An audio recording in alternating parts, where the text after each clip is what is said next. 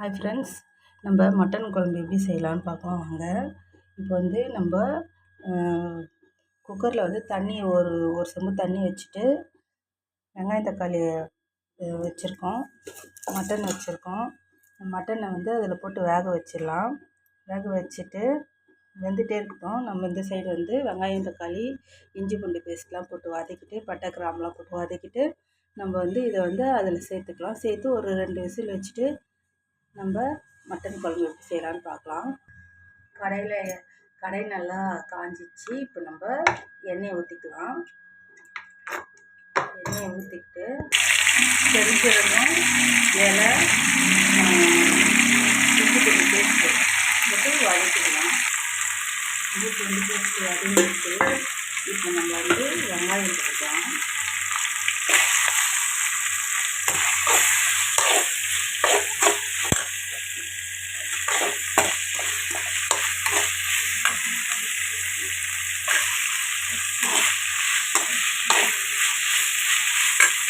வெங்காயம் நல்லா வதங்கட்டும். அப்படியே நம்ம கறியை நல்லா ஒரு தண்ணியில் கொதிக்க வச்சுக்கலாம். கறி கொதிச்சுட்டே இருக்கட்டும். வெங்காயம் வதங்கிட்டே இருக்கு நல்லா. இப்போ கறி கொதி வந்துடுச்சு. இப்போ நம்ம இதுக்கு மஞ்சள்தூள் போட்டுக்கலாம். மஞ்சள்தூள், குழம்பு மிளகாத்தூள் 2 ஸ்பூனு,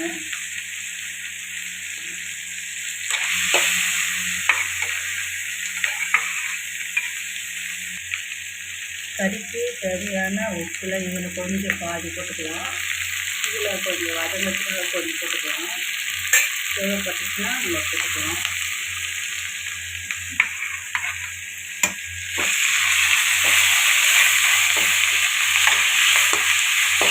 வதங்கிச்சு. இப்போ நம்ம தக்காளி போட்டு வதக்கிக்கலாம்.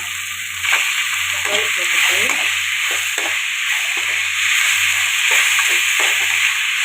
அதை சிம்மில் வச்சுட்டு மூடி வச்சுக்கலாம்.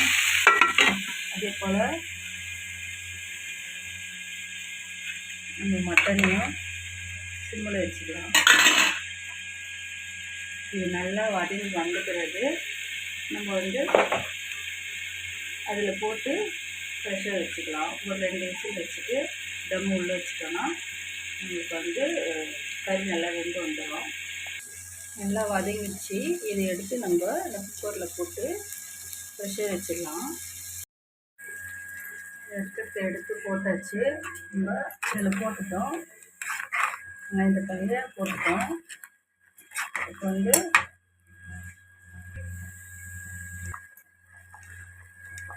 வீட்டு மிளகாத்தூள், கொஞ்சோண்டு பெப்பர் மட்டும் போட்டுக்கலாம்.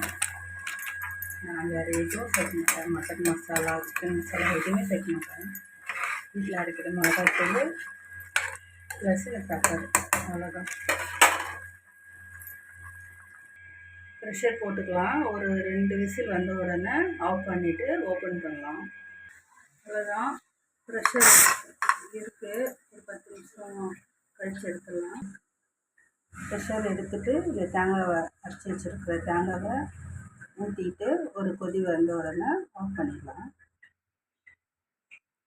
பாருங்கள், மட்டன் எந்த அளவுக்கு வெந்து வந்திருக்குன்னா 2 விசில் ஃபுல்லாக எடுத்துகிட்டு 3ஆவது விசில் உள்ளே வச்சுட்டு ஒரு 10 நிமிஷம் கழிச்சு நம்ம மூடியை ஓப்பன் பண்ணோம்னா மட்டன் நல்லா வெந்திருக்கும்.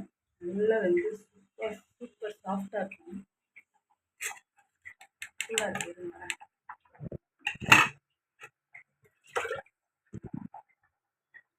பாருங்க, மட்டன் எப்படி வெந்து வந்துருக்குங்க. நம்மளுக்கு கேஸும் சேவ் ஆகும். இப்போ தேங்காவை ஊற்றிக்கலாம். தேங்காய் ஊற்றிட்டு ஒரு கொதி வந்தோடனே இறக்கிடலாம்.